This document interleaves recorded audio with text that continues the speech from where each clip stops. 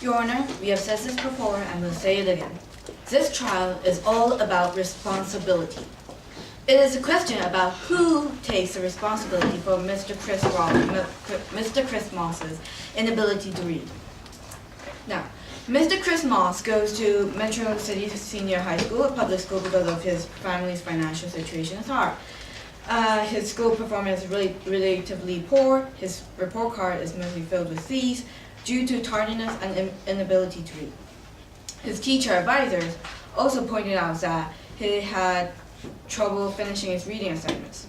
And last year, Mr. Moss was fired from Hamburger King because of his inability to read. Mr. Moss blames the school for his being fired. He claims that the school failed to teach him the basics. But we have to keep in mind that Mr. Moss did not even try to improve his reading ability. In his affidavit, he says that when he was called on to read, he refused to do so. When he knew that there was a new reading program, he refused to go there just because he didn't like getting up early in the morning. And now, he blames the school for his tardiness. Dr. Gary Stain, also the second witness, Dr. Gary Stain, claims that the school has neglected its duty to inform parents about the child's progress. However, he too failed to notice that the mother was ignorant of her child's inability to read.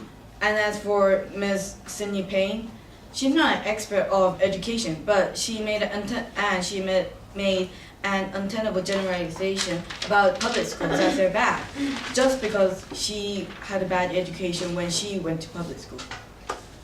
Now, our first witness, Dr. Terry Priest, an expert in curriculum design, demonstrated that Metro City Senior High School's curriculum has not much of a problem, especially the newly implemented reading program actually enhanced many students' reading ability, about a grade higher. Also, she says that the school encouraged concerned parents to visit the school, and unfortunately, Mr. Moss's mother failed to even give a phone call. Our second witness, Mr. Leslie Brown, the teacher of the social studies in Metro Senior High School, shows that the school was not negligent of students' performance. Rather, its policy tries to encourage students to do their best, try to reach their potential. Our last witness, Mr. Alex Lloyd, a friend of Mr. Moss, also demonstrated that the reading program helped his reading ability.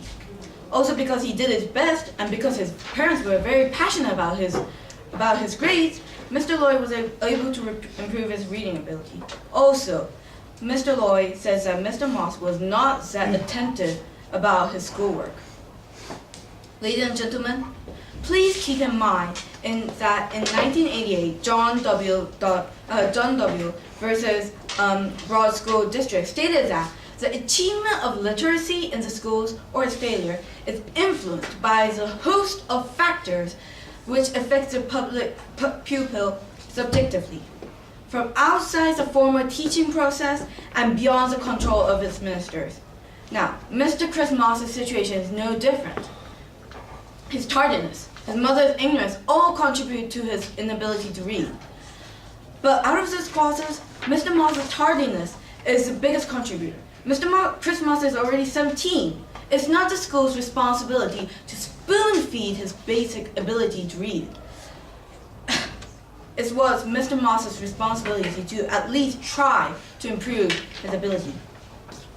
What he's doing right now, suing the school for his inability to read, it's just nothing more than whining. And now if you're convinced by his Mr. Moss's illogical whining, well, you can vote for his side. But if you believe that there are numerous clauses for this problem, and if you believe that there is actually logic, then you would vote for the defendant. Thank you. Thank you. Plaintiff counsel.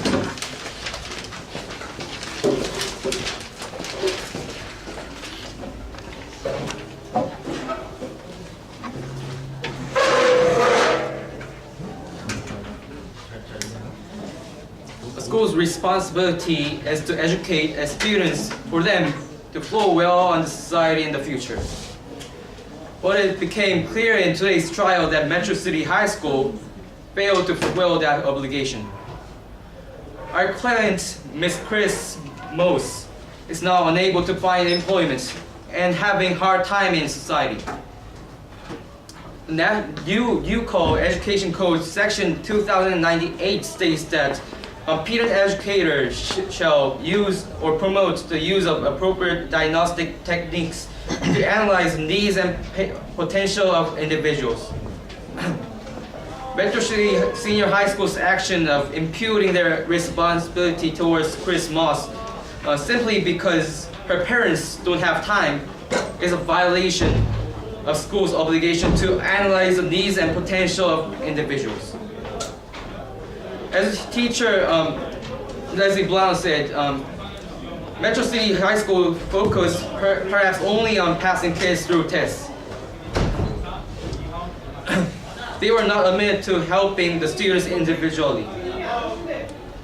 Who cares if students at school threw all the materials to students when they can't use them? What is the point? It's school's responsibility to lead students to use those materials based on individual needs. Clearly, Metro City Senior High School failed to hold out their end. We, the plaintiff, successfully show that the school is guilty. First, Ms. Mullins showed that not a single person from school helped her out of her reading problems. Second, Dr. Gary Stain, an expert in the educational field, showed that Ms. Moss had the capability of learning, which the school failed to develop. Third, Mr. Sidney Payne showed that Ms. Moss's lack of skills she failed to acquire in school led to her unemployment. Mr. Payne also showed that some other people from Metro City Senior High School also showed those same weaknesses that Ms. Payne presented.